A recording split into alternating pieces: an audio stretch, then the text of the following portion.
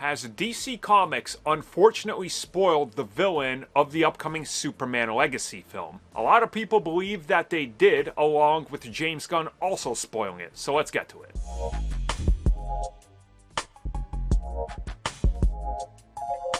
So if you've been paying attention as to how films are approached, typically before a film comes out featuring a villain, there is about a 2-year build-up to that villain with comics. This is done all the time. Marvel does it, DC does it.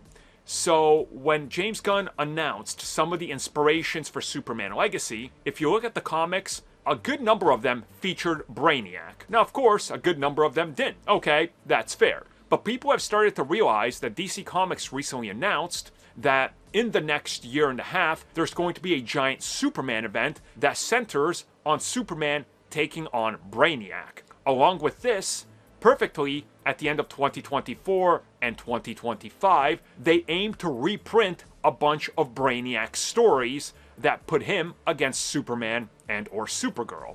So again, they typically do this when there is an incentive because of a live action push, right? We've seen this countless times. So people are believing that this is in fact something that's 100% a spoiler for Superman Legacy.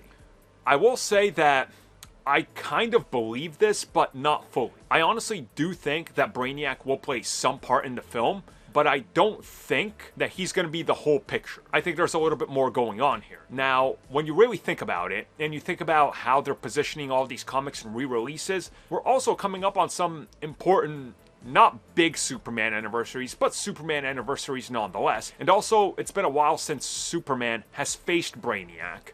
Like, it's been quite a bit of time. So, bringing him back, trying to reestablish a new universe with comics and retcons and all that, and doing spin-offs and multiversal things, which they always seem to be doing, just kind of makes sense to me. So, I don't honestly think that this is a direct indication, but I do think that there's something here. And I will not be surprised when we get to Superman Legacy and we do see Brainiac and we go, yeah, that kind of makes sense. I just don't think he's the full picture here. That's what I'm trying to say. I think there's more to this besides just Brainiac.